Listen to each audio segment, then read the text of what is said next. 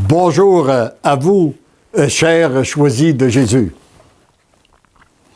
Aujourd'hui, en méditant le message 146 du premier volume, nous allons découvrir que notre foi et la foi et l'amour sont inséparables. Nous allons découvrir que plus nous devenons des êtres d'amour, plus nous devenons des êtres de foi. Et plus nous devenons des êtres de foi, eh bien, plus nous devenons des êtres d'amour.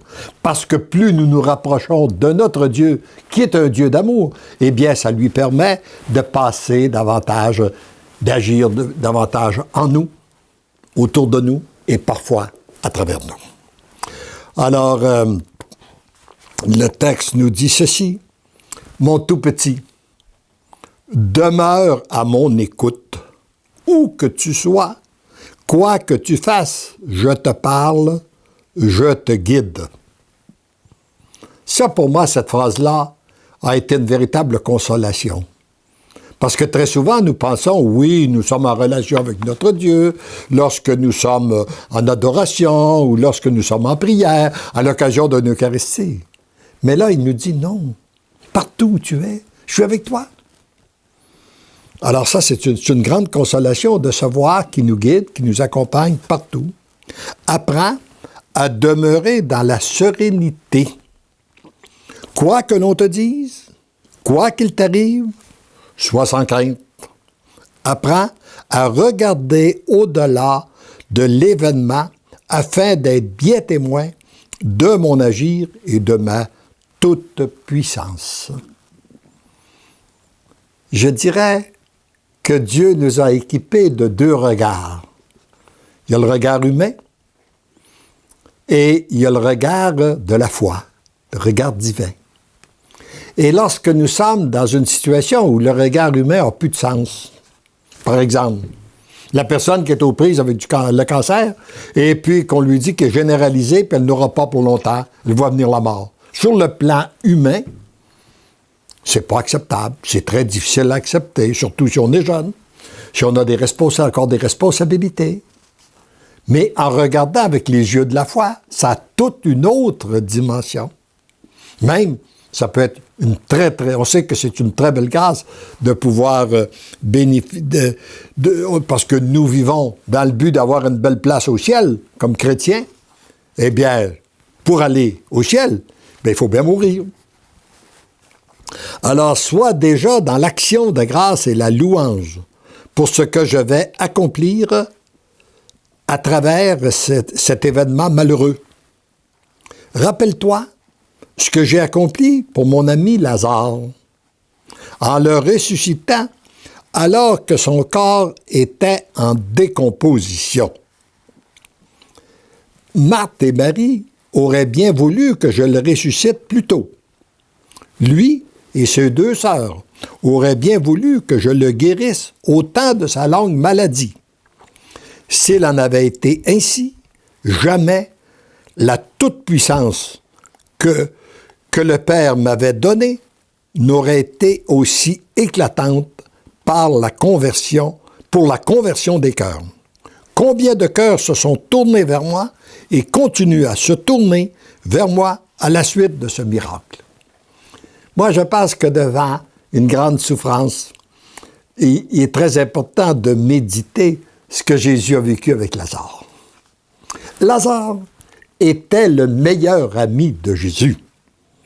Il était très généreux pour lui. Il l'accueillait dans sa maison. Il lui aurait prêté même une maison pour qu'il puisse évangéliser ses apôtres. Son char était disponible. Et tout ce que Jésus... Et lorsque Jésus rencontrait quelqu'un puis qui avait besoin d'un emploi, il référait à Lazare. Lazare l'embauchait parce que c'était Jésus qui lui avait demandé. En fait, Jésus n'avait pas de meilleur ami que Lazare.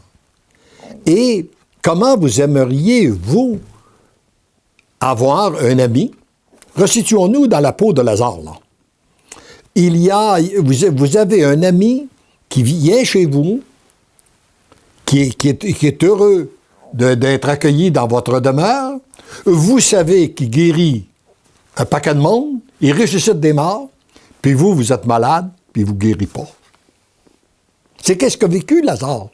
Et même sa maladie, il semble que sa maladie dégageait une très mauvaise senteur, de sorte que c'était difficile pour les gens de s'approcher de lui. Et ses sœurs aussi auraient voulu qu'il guérisse. Non seulement il ne le guérit pas, mais il le laisse mourir. Puis il n'est même pas là pour consoler Marthe et Marie au moment du décès. Il attend que son corps soit en décomposition, et là, il va le chercher du fond du tombeau, puis il fait le plus grand miracle qu'il a réalisé. Eh bien, si parfois on a l'impression que le Seigneur attend, nous laisse un peu dans certaines souffrances, c'est peut-être qu'on est son meilleur ami. C'est peut-être qu'il veut faire un miracle encore plus grand. Alors, en méditant Lazare, ce que Lazare a vécu, ça nous aide à accueillir la situation ou la souffrance qu'on peut vivre. Regarde mon action auprès de ceux et celles qui ont été près de moi. Tu apprendras à espérer, peu importe ce qui arrive, envers et contre tous. Ce matin, je déverse en toi, autour de toi et sur toute personne, au moment de la lecture de cet enseignement, une grâce tout approfondie.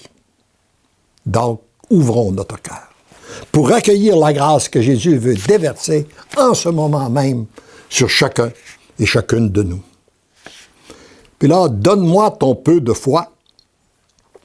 Je le remplacerai par une foi d'apôtre et de prophète. La foi et l'amour sont inséparables.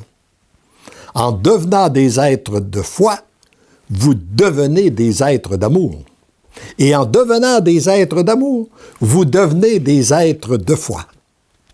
Heureux et heureuses êtes-vous de devenir l'amour et la foi.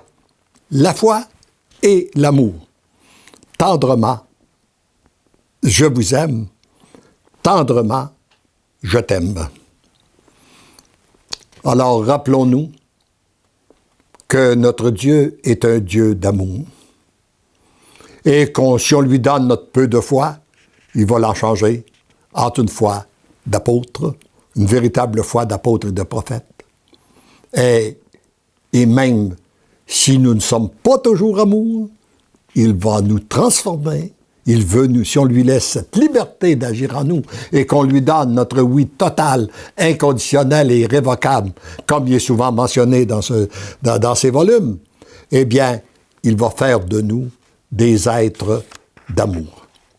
Heureux sommes-nous d'être sur cette voie. Amen.